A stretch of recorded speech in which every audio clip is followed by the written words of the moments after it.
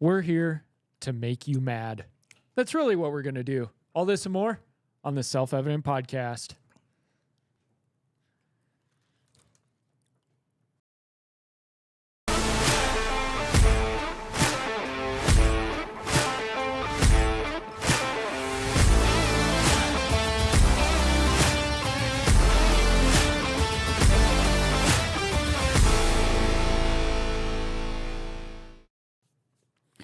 Welcome to the Self-Evident Podcast. You got Mike. You got Massey. That's right. Oh, it is game time. So thank you so much for joining us. We appreciate you guys stopping by. And do not forget, as usual, we are going to tell you, go to theselfevidenttruth.com. Get yourself some merch. Get yourself a shirt. Get some resources. We've got our Constitution course, of course. Because a horse is a horse. Of course. And of course.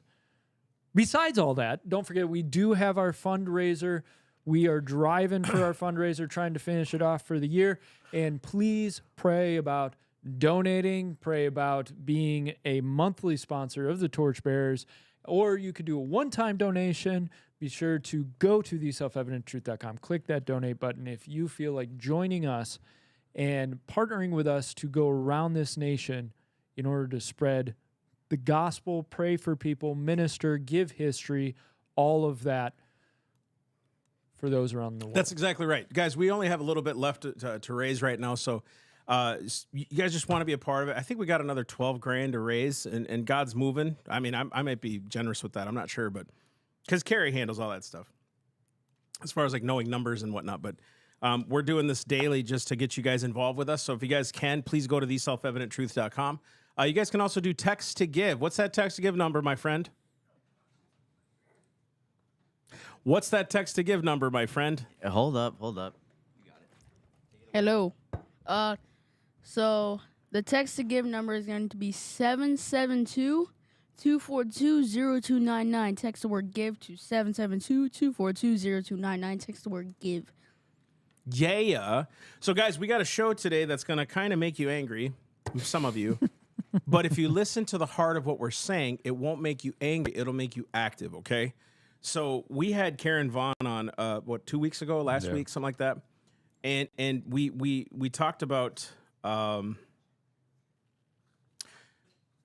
of like playing devil's advocate, kind of for Trump. And we got a little bit of good reaction. We got some negative reaction. We got all these kind of different things that happen. So today what we're going to do is we're kind of thinking about what are some things that we see as a problem for the Trump campaign. And they are problems. These are glaring issues with his last administration. And the issue or the importance of talking about these topics is not to slam on Trump. I will not vote for Kamala Harris. I will not go that route. It's very tough for me to cast a vote when my conscience is so heavy on life. Mm-hmm. I have a real pull and connection to the life issue that government and states have no business voting on life in the first place. It's not a states' rights issue.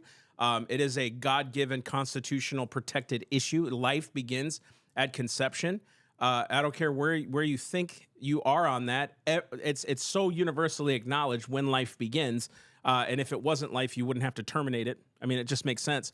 So just that piece alone, we're going to bring some of the stuff up that happened last administration, what we're seeing now, for you guys to be informed. Not to say you shouldn't vote for Trump, okay? What it is voice your voice so that he starts to turn the right way. You know what I'm saying? In other words, turn the script. Everybody says, well, now you're speaking against Trump. Who are you going to elect? Kamala? It's like, do you see how tribalist you are? Do you see how divided you are? Do you see how brainwashed you are? You're attacking already when it's like, no, what I'm saying is truth. I don't want him to vote yes on Amendment 4 in Florida. He flat out said he would do it. So there's some issues that we're bringing up that may anger you, but if you listen all the way through, you'll understand where we're coming from. I think that's the hard part, is to get through to people that we are not here to attack him. We're not here to point out all the flaws and the fables and ruin your vote for Trump. That's not why we're here. And unfortunately, I think a lot of people are going to approach this as, oh, well, they're just going to talk bad about Trump, and so therefore I'm voting for him either way, and I don't want to hear that. If you don't It's just wrong. If you don't approach a person with reason, then what you're really saying is it doesn't matter who he is. Right. I'm just going to vote for him because he fits my feeling of what I want. He fits this one piece that's what I want, and so I'm going to cast everything else aside. I'm not going to pay attention to any of that, and I'm going to get in there, right? Please, by all means, the stuff that we're bringing up, we're not bringing this stuff up saying there's not a point to that, or there's not something he did after. We're not getting, because otherwise you can go down that rabbit hole. That's weeds. Well, he did this, but then he did, and then, right? There's always a response. What we're trying to do here is say, hey, if you've got these standards, these principles, these convictions about how things should be, maybe you should understand, hey, here are some moves he made. And we're not even saying that he didn't make moves that were mistakes or he was kind of forced into the moves. They were willful and he was being idiotic. Right. That's not it. There could be things that he's misinformed on. There could be things that he used to be a former Democrat on and he's not been converted to see when life began. You know what I mean? Yeah. So it's not an attack. These are legit principles that the conservatives used to stand on that were non-negotiables. And I hate that we even have to do this whole preface thing. Truth. But I know if we don't, people, but Kamala. It's called reason. What is Jesus? God even said in the Old Testament many times with the prophets, come, let us reason together. Let's reason, okay? Right. Just sit down with me and let's talk this through, right? I'm going to show you why. And the sovereignty of God doesn't change. His law doesn't change. His word doesn't change. Therefore, in my heart, I have to be careful if I'm compromising on the principles that I said I would once stand on before God. I have to. And if you stand before God and you've compromised on those principles, we'll say it now. We'll say it now, right? Like, if you stand before God and your conviction was, no, abortion is murder, and then you stand before the Lord and the Lord goes, so why didn't you stand on conviction? Your best argument is, well, but I had to win that 4 years of the presidential election.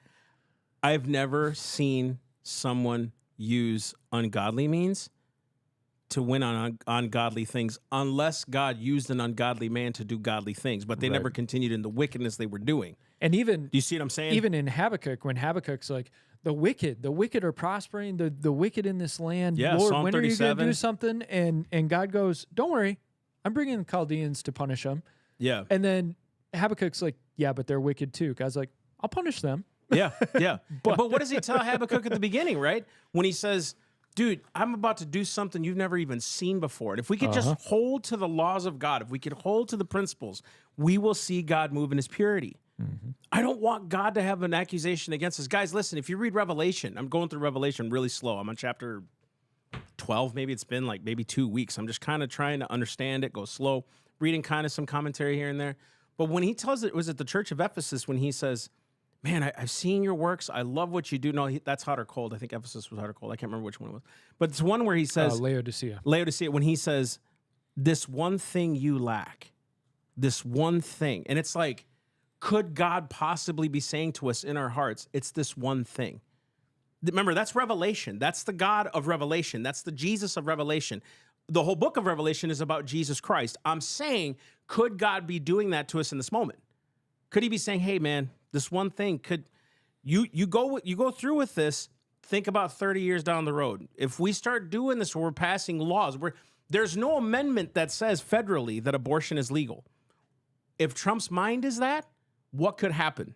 Right. You see what I'm saying? And you're just throwing that out there. And there were some other things that I came across doing my research that I had questions about, and we're not going to go through all of this stuff because sometimes what I'll do is I'll do the whole research and put out all the notes, and then it's like, hey, these are more just for, pieces we can pull from when we're doing this.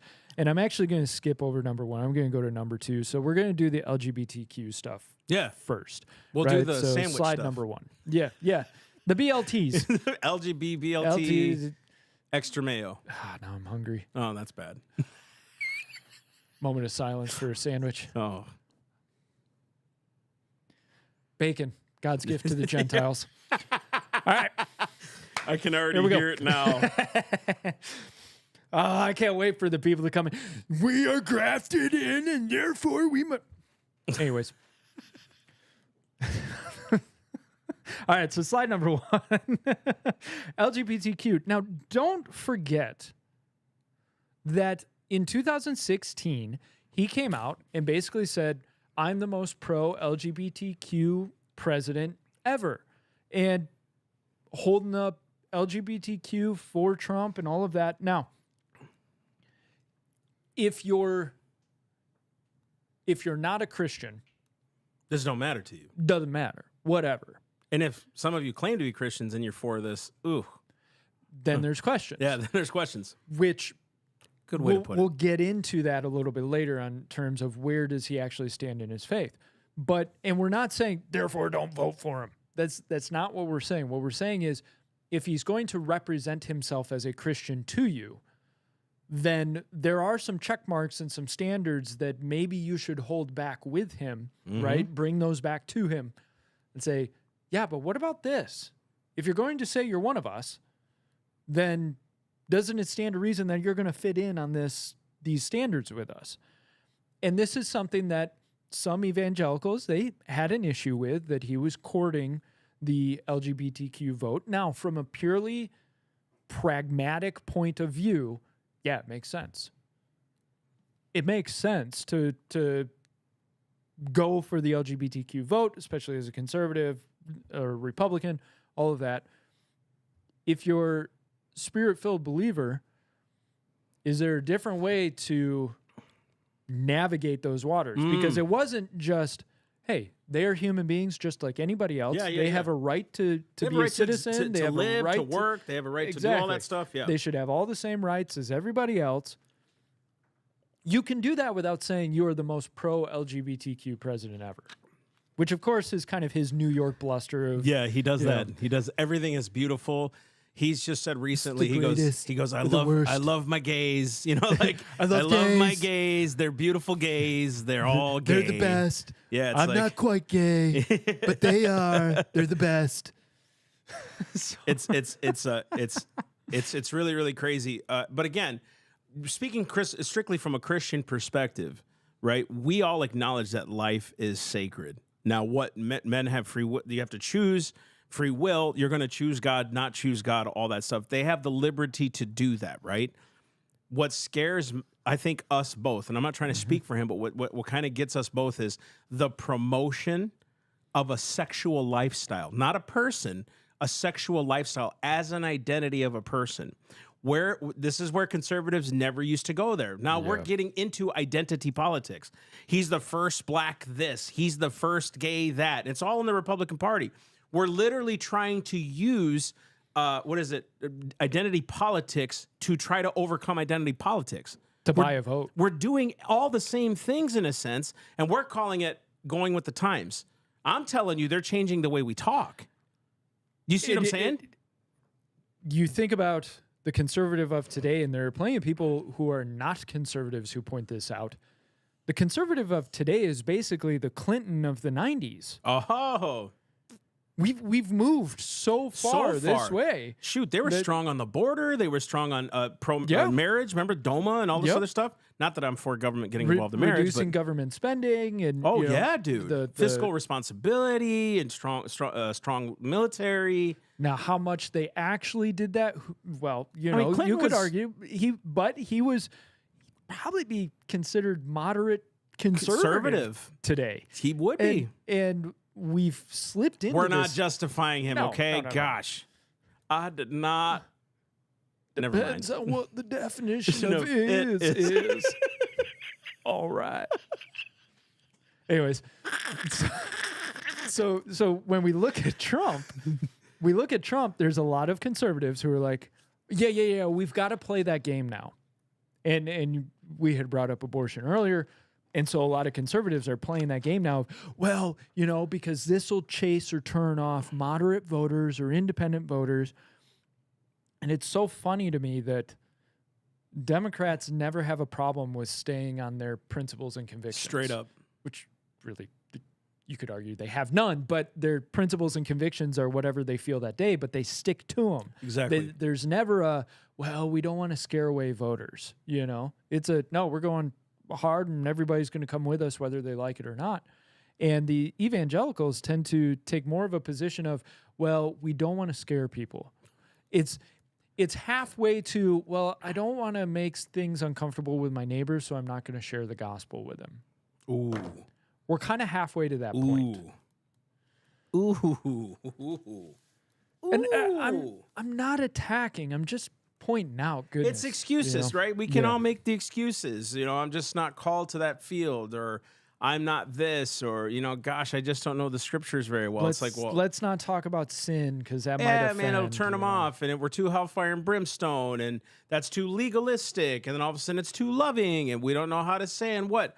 And the bottom line is all of those excuses are the reasons we have many excuses because we're ill-equipped mentally and spiritually and physically to fight this fight. Because if you know history, you know exactly what sin can do in a nation. You know exactly what apathy can do in a nation. You know what unconstitutionality can do in a nation. You know what a king can do when they get rid of a republic and institute a king. You know what that can do to a nation. You know what it's like when a king or a representative disregards its constitution, its charters, its laws, the Magna Carta. I mean, the Magna Carta changed in 5 years. I mean, it was like, it just actually 2 or 3 times in 5 years. Yep. And so you see all these things, and all it is man controlling man. And they always have this solution. Isn't it funny? They always create the problem and then the solution. Machiavellianism, there's places dude. I could go with that. Right, but it's Machiavellianism. And it's like, we've created this problem with this position, this presidency, that somehow the president changes everything. And I'm saying to you, and I got a comment on one of my things earlier, it's the local governments. We got to stay focused. And if we put that much emphasis on Trump and Kamala, who, I mean, literally, if we follow the Constitution, they have no real authority. They're just making sure that the executive branch is doing what it's supposed to do and making sure laws are being upheld. That's all their job is. But we've given them so much expansion of power that it so much determines our nation's future what president is in there. And if you actually knew who was running for your city council and your county commission and voted accordingly, you could start to build in bulwarks that move back up the chain. So if you knew who your state legislature was, if you knew who your governor was, right, and start voting from bottom to top in terms of local to state politics, all of a sudden you've built a strong buffer. Because guess what? The federal government, the biggest weapon they have against you is money. Bribery. The blackmail of funding, which they're not even actually supposed to do, but they do it. They do it because nobody holds their feet to the fire and says, you can't do that. You can't use my own money against me if I don't do what you want me to do. And I'm going to jump out of script, but we're going to go to COVID because I think COVID was a sign of that in terms of Trump. And I can hear the rabble now, but just stick with me on COVID because I do want to defend him in a way on this whole thing. But there were some spots where he didn't understand Constitution. He didn't understand the separations of powers. He didn't understand 10th Amendment. I think too, you got to give, and this is not an excuse, but you got to give grace in a sense to the fact that it was a global pandemic where it's like people freak out and you're like, what do I do? You know? So not that it was right what he did. Right. But okay. Everybody was freaking out. Yeah. So let's go ahead and do slide 2. Now, Trump started out, he supported both Deborah Birx and Anthony Fauci, the science, but he also had Pfizer board member Scott Gottlieb on the outside by seeming to have his ear after heading the FDA. Even Politico noted Scott Gottlieb's influence during the whole COVID mess. Okay? Now, I'm going to give you a range of dates. And what this is actually going to show you is Trump made mistakes, but there also seemed to be influences going on at the same time. So we're saying, hey, you didn't do this right, but we kind of understand. We've got some grace. So March 11th, Fauci went before the House Oversight Committee and claimed that there would be carnage in the streets if we didn't take massive moves quickly. You remember that whole 2 million deaths thing if we don't act quick, be extreme, right? That same day, it was apparent Trump was headed towards lockdowns. Despite originally voicing a lack of support for lockdown. So obviously Fauci, Birx, Gottlieb, these type of people had his ear.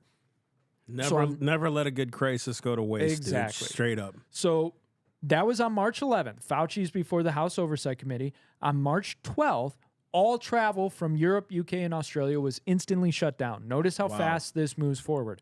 On the 13th, HHS issued a classified document transferring control of pandemic policy from CDC to the National Security Council and Department of Homeland Security. Now, all of a sudden, it's in the hands of the intelligence community, basically. Yep. So literally, it took it from the hands of the people with real authority and put it in the hands of unelected bureaucrats. Exactly. Just think, dude, literally read the Declaration of Independence. One of the reasons we separated from Britain was these little 3-letter agencies at their time were doing the same thing that they're doing now. They were given power without any kind of check and balance. Yes. And it was basically martial law. Straight up. Anybody remember the mask mandate on airplanes? Well, there's a mandate. It's and a law. And you couldn't find the law? Yeah, there was no law, but there was a mandate that somehow was enforceable, yet was written by an agency with no power to write legislation. And no power to force it. Right. So on March 17th, he asked everyone to work at home if possible, postpone unnecessary travel, and limit social gatherings to no more than 10 people. White House had issued federal social distancing guidelines on March 16th. So March 16th, social distancing, lockdown stuff started to happen. He wanted the country open by April 12th. On March 27th, he signed $2.2 trillion emergency spending bill. That was one of 4. Wow. Massive emergency spending bills. Yeah, the debt went up some significant. I think you skipped it, but he raised the debt in his time about $6.5 trillion. They say by the end, with all the extra payments that went out, like kind of I don't know what they call it, but extra payments about around 7.2 trillion. Yeah, that it went up in one term. Right, and people will immediately point the finger at Biden and go, "But Biden did more." Yeah, okay. Doesn't absolve the fact that we did like 4 massive emergency spending bills. Right. Yeah, Biden did more, but it's like we expect stupidity from people who don't understand. But as conservatives, to conserve means to preserve. And so we're not expecting it from our side. And people's immediate response is, but the crisis, but it was an emergency. That's exactly when you have to stand on your conviction, because emotion's a terrible leader. Never let a good crisis go to waste. Emotions are great companions, but terrible leaders. Exactly. Man. And emotion doesn't make good law. Right. It never does. So on the 16th, White House had issued federal social distancing guidelines. Jeez. Wanted the country open by the 12th. Starting to get PTSD on this. It's happening again. Just talking about it. So on March 29th, Trump stood in the Rose Garden, and even though that first 15 days to stop the spread, lockdowns, his national plan was set to expire, he announced that lockdowns would continue for another 30 days. These lockdowns included your churches, your schools, your public gatherings. So when asked about a nationwide quarantine, he said, at this point, not nationwide. But there are some, places in our nation that are not very effective at all, but we may look at certain areas, certain hotspots, as they call them. We'll be looking at that. But at this moment, no, we're not. So by your good graces, you weren't going to quarantine the entire nation. Okay. So later on... Thank you. Thank you. You're so benevolent. Yeah. To the king, your benevolence is evident. I tell my kids that I am a benevolent dictator in the house. That's right. And then they look at me and go, benevolent? So, Banana, what'd you call me? So later on, he claimed that the lockdowns saved millions of lives and that the economy was greater than it was before the lockdowns. Wow. And he has yet to really voice regret about those lockdowns. April 3rd, his administration suggested cloth masks. On April 13th, this is where we get into that whole federal power thing. Slide 3. He tweeted, For the purpose of creating conflict and confusion, some in the fake news media are saying that it is the governor's decision to open up the states, not that of the President of the United States and the federal government. Let it be fully understood that this is incorrect. It is the decision of the President, and for many good reasons. With that being said, the administration and I are working closely with the governors, and this will continue. A decision by me in conjunction with the governors and input from others will be made shortly. And he pushed back. Heil! So we are so gracious that you are allowing us to open. Okay, listen. We're kind of making light of this, okay? I get it. Now, why are we saying all this? Again, if you're just joining the podcast, we're not slamming Trump personally, okay? What we're showing you is what can be done if he's not checked. Are you hearing this? If he believes federal power is more than state authority and can tell them when to shut down and open up under Emergency Powers Acts, you got a problem. And now it's coming from our side, not the big bad left, not the big bad Democrats, not the weird and crazy ones. It's coming from our side. Listen, I'm telling you guys, you get someone as strong, he's strong, he'll stand up, he's strong. Hey, dictators do that too. Just y'all can call me crazy, but it's almost like this is nothing new that we've ever seen. Again, can we just go back to John Adams and the Alien and Sedition Act? Second president of the United States ends up doing it. What's weird about it is the Supreme Court did not strike it down as unconstitutional until after it rescinded. So in other words, back then, an executive order was given to the cabinet of that president for their time frame, not a blanket law. It was just for them to do this. He wanted to ban speech that basically criticized the federal government, criticized the United States, because it would create an ire and a swell of, what would it be? Dissension in the country. And we were so fragile, we were so small, we were in debt, and we didn't want to join the conflict in France. At least our federal government didn't, so we had reasons. Thomas Jefferson's like, are you flipping nuts? We just fought a whole revolution over this stuff, and now you're thinking you're the king now? What are you doing, right? And so he and Jefferson like got into it, and I think Adams fired like two of his top guys, and it was crazy stuff. Yeah, it got messy. Look what happens with someone who can be an autocrat or a theocrat or just a crat, right? Someone who can stand like that and say, but we need a strong guy in there. Okay. Someone with no morals, someone with no morals and no constitutionality, boy, here it comes. And I'm saying, what we're saying here is this is stuff that needs to be checked that nobody's talking about. He just seems to have all the answers. Trump's the man. Trump's the guy. And we're saying here, like, no. America was built on a constitution. Matter of fact, the man, John Adams, said, we're a nation of laws, not men. It's not about the man in office. It's about the laws we uphold. And until they make a constitutional amendment where it says now the president is king, we have a duty as a citizenry to hold him accountable. Now, is he the best option over Kamala? That's up to you guys. Yeah. We have our opinions, right? I'm not going to tell you who to vote for. Is he better than... Oh, geez, yeah. I mean, God. A blind prophet could see that, of course. Check his pulse. Has he gotten better? Better. Has he gotten better? Yes. I think some of the messaging he's even had to change about what he did. But he's never come on and said, man, my bad. He'll never apologize. No. Dude, that's dangerous as a leader. If you can't to your people say, I messed up. Is he doing that with the Lord? No, he's not. And that's the difficult part. Now, if you have evidence to show me where he talks in an honest way about being forgiven or repenting to the Lord, please, by all means, show it. Because whenever he's talked about forgiveness that I've seen, it's been basically I don't really have to worry about that. Ain't Not that a big something? deal, right? There doesn't seem to be a humble sense of, Lord, I've really screwed this up, and I'm living by God's grace each and every day, and I never hear him talk about Christ. I hear him talk about God. I hear him talk about Christianity. I hear him talk about Protestant. I hear him talk about the Bible and how it's the greatest book ever, you know.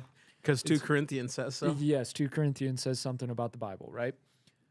But I don't hear about Christ. And forgive me. Maybe that's just me being crazy, eccentric Christian, right? Can we be honest about that? Maybe it is. Maybe it is a little bit, because we're strong Christians and we believe that If you're going to name the name of Christ, you depart from wickedness. If you're going to name the name of Christ, well, then stand for the name of Christ. Don't try to compromise now, right? Especially on personal conviction. I'm not talking about making your convictions law.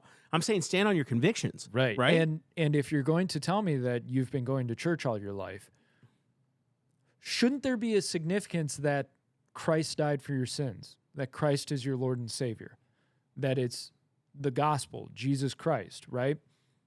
I think that's where I have a difficulty. I know we've talked about this before, so I'm not going to belabor the point, but I have troubles with this in terms of he's labeling himself as a Christian, which I very much this pick. is good. He's taking it as traditional. Yeah, Bible's good. I'm a Christian. And you're labeling him as a Christian, which gets dangerous because now all of a sudden you've attached to him standards that the world is looking at going, oh, so that's what you guys define as a Christian. So I did this post late last night, I think, when I saw Trump endorsed Amendment 4 in Florida. And he said they need more time. 6 weeks is not enough. And reproductive right, the whole thing, right? And I said, man, another candidate that's pro-abortion, pray for him. You know what I mean? He basically thumbed up abortions, and some of the comments were like, the ones I'd expect, who are we going to vote for then? One of the comments was, do you think he's saying that to get Democrat voters? And I was like, that could be a possibility. So. Well, no, hang on. So could he be saying he's a Christian to get your vote? You can't be a sin in one and not the other, dude. If you lie, you eventually will be lied to, okay? A lie is a lie, and it spreads like wildfire. When you begin to hide one thing, you hide 100 things. I'm just saying, if we're going to apply it to one, right? Let's just get real here. This is how human nature works in sin. And the problem, and this is the only time you'll hear me say this, the problem with the modern American church is we don't preach sin anymore. We don't preach the effect of what sin can do to a person in a nation. We don't preach anymore the righteousness and holiness of God, that what we do on this earth is being judged by him. We will stand and give an account for what we've done on this earth, especially as Christians. We're not preaching his character anymore, that he sees the living and the dead, that he sees what we do and what we don't do, the very numbers are the very hairs of our head are numbered, bro. So if that's the case, then he sees everything that we do. If we don't preach what true repentance is, to turn away from your sin, all these things, so then it makes it easy. Then I can compromise a little bit because God loves me, because Jesus died for me, right? Or worse yet, I'm a good person, so I'll probably go to heaven. But yet the scripture says they that are Christ have crucified the flesh with its lusts and its affections. And we all are working on this every day. I get it, but I don't make an excuse for myself. I don't like saying, well, I'm a human, I screwed up. I hate that. When are you ever going to change if you keep doing that? And it's the same thing with our presidents, with our elected officials, with our pastors, with our friends, right? It's like at some point we would hold our friends more accountable than we would hold President Trump. We would hold our friends more accountable to the word of God than our own president, out of respect, because, I'm being honest with you guys, I love you, but it's because of our pocketbooks, because the economy was better under Trump. And so one response I get all the time, we just lived better under Trump. It's the wallet. Carnal lusts, bro. If we could just get real about it, it's okay. Just tell me that. You can't serve two masters. You can't serve two masters. Now, again, why are we saying all this? Can we just go back to this? We got the prefaces. Okay? We're not trying to make this heavy. We're not against President Trump. We're praying for President Trump. We're praying that someone has the guts and conviction to go to him. I pray to meet him one day. I know I'm going to meet him one day. To say to him, dude, I love you. I genuinely do as a human, because Christ died for you. But bro, some of the stuff you're standing for is unconstitutional. And it needs to be said to him. He's just a man, you guys. He's just a man. It's very tough for me, especially this whole Christian thing. He was surrounded by evangelicals for 4 years, having prayers over him, prayer meetings, all of that. He supposedly grew up in the church, says he's going to church all the time, loves the Bible.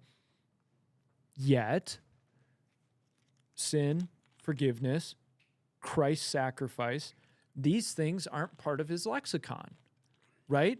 So what was going on for 4 years where evangelicals were sitting around him? How many conversations were actually had of, do you understand sin? Do you understand the destructive force of sin? And I can tell you he doesn't, because of that interview that he did on Fox News not too long after his life flashed before his eyes. And what was his response? Well, if you're good, you go to heaven. I think I'm good. That should scare you for anybody who gives that response. Because if you're out evangelizing or you're talking with a friend and your friend's like, well, I'm a good person, I think I'll go to heaven. That's red alarms, red flags going off that, oh my goodness, they don't understand what's actually at stake. 100%. And that we do this man as a soul a disservice. We hate him if we don't tell him the truth. We're clapping his destruction by going, yeah, he's a Christian. And we're sharing these memes around of him on one knee praying, seeking the Lord's guidance. I'm not saying that he doesn't pray, but what I'm saying is we're selling ourselves a lie as to where he's at with Christ. And I'm not saying don't vote for him. I'm not saying that he's not better than Kamala. I'm not saying any of that. What I'm saying is, and Massey, I could say, is saying the same thing. We're not being true friends to him. We're not being true supporters to him if we don't actually speak up. Because this whole abortion debate, guess what the debate becomes? Oh, well, if we talk about abortion, if we stand on conviction and we press against him, then he's going to lose because the independents won't vote for him. You want to know another time when compromise really burned this country?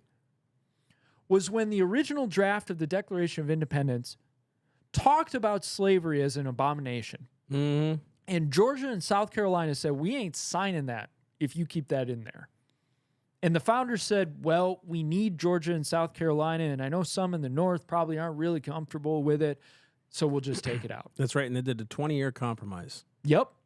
And guess what? We ended up having to fight a massively bloody war to end slavery. We continued horrible race relations. We introduced the Civil Rights Act, which I would say decimated the black family and the black community, because we as a nation, when we had the chance and opportunity, compromised, because we said, well, we may fail if we don't compromise. Dude, oh my gosh. And I'm not saying that us in that room wouldn't have taken long pause of like, okay, Lord, maybe we're supposed to compromise here. But isn't it funny how compromise, that small little compromise, seems to lead to massive consequences? And I can't help but look at abortion when we go, well, we better not talk about it. We better not push a federal ban because the left will excoriate us. And it's probably good that Trump's middle of the road because that'll pull in the independents and we'll get 4 more years of our political guy. 100%. At what cost? So after 4 years, because the pendulum seems to always swing back and forth, you're going to get a lefty back in office who will just railroad more pro-abortion stuff. Because we've already gone that far. Exactly. So even with history, one of the things also, too, with this compromise, this 20-year compromise, we gave now more ammunition to our future generations to hate and to combat us, right? Instead of just saying, no, we're going to stand on this. Now, I do look at abortion as the same as slavery. I look at they're so, and I know I get a lot of flack for it. It's like, you can't compare them. Oh yeah, you can, because both weren't considered human. Both were considered inferior. Both were considered life and independent and sovereign. So yes, but imagine if we had the law that said, well, they could be slaves up until 18. Well, they could be slaves up to 10, then 13, then they become men and they can decide. Like, nobody would go for that, but it's like, well, as long as it's 15 weeks, you know what I mean? As long as it's 20 weeks, as long as it's 6 months. And I'm not just talking about life. I'm talking about everything. I'm talking about his policy sometimes on money, passing bills, passing laws. I'm talking about his, you got to give him this, man. My man is great at foreign policy. Yeah. Shoot, dude. Yeah. Good night. That's amazing. Good for him. And we'll stand with him on that. And we did.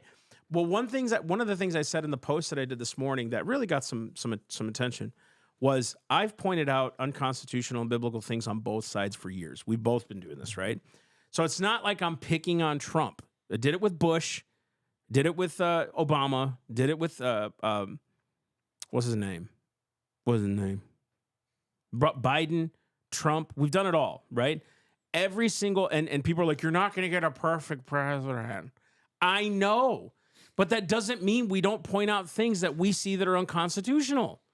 That's stupid. Like, my job is to uphold that. I'm a citizen, especially for the sake of saving face. Oh, buddy. And we're both noticing this vein of, well, we've got to save face, especially for those moderate independent voters, and pro-life is a big issue, or abortion is a big issue, and Trump will get attacked if he doesn't just say states' rights. And what you'll see the wisdom of men, the wisdom of the world, pointing the finger at the conservatives, going, if you would just shut up about this abortion stuff, Trump will get in office, and then you can win.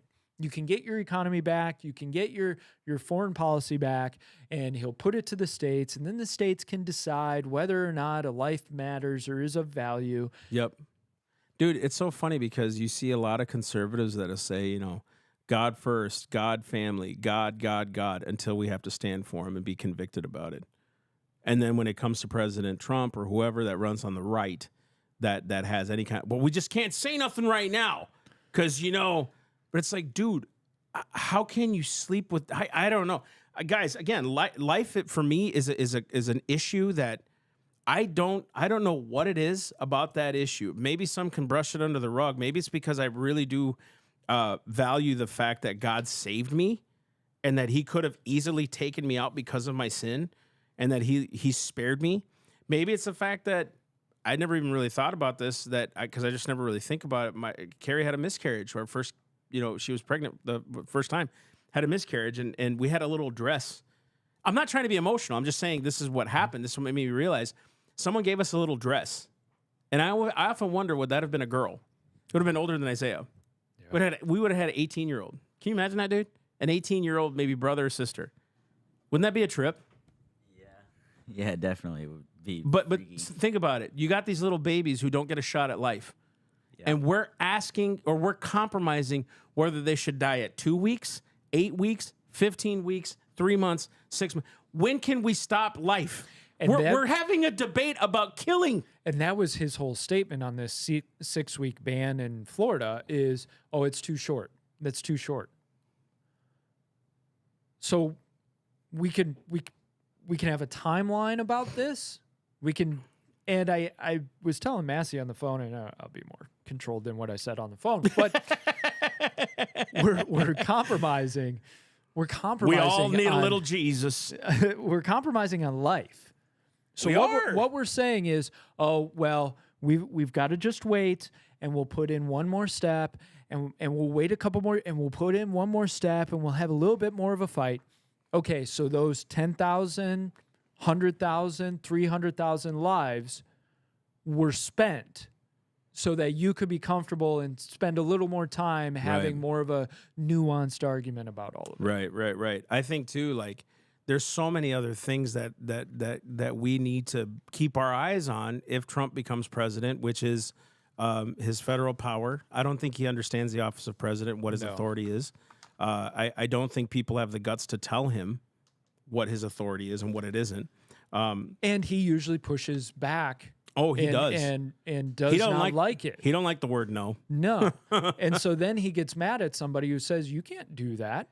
And he considers that person an enemy. Right. Which is self-insulating. Right. It's a defense mechanism. So then you can't get the right process going. Right. So here's a couple of action steps, and we don't want to end this in a weird way, but we've kind of belabored the point. To me, again, abortion's huge, but also states' rights is huge. The national debt is huge. Sorry, Paul, still is. The constitutionality and unconstitutionality of law and executive orders is huge to me. There's so many things that he's just kind of fallen into. And again, I just think it's because that's what he knows. It's not that he's trying to, I don't look at him as malicious. I've just never seen, he just really is who he is. You see, what you see is what you get with the guy, right?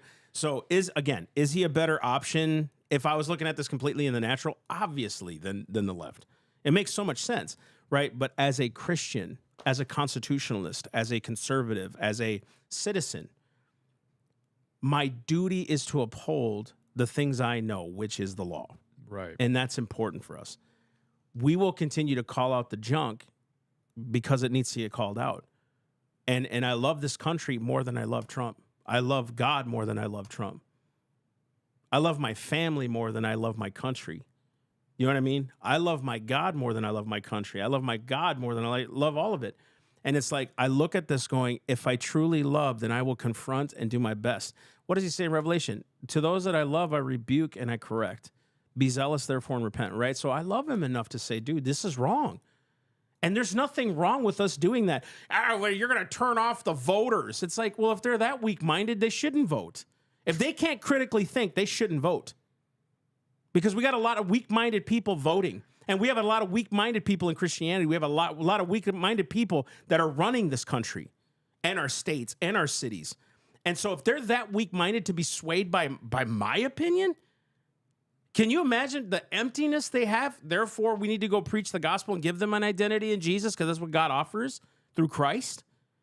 Guys, this isn't just about politics. This is a spiritual warfare here. This is a battle we're fighting in the spirit.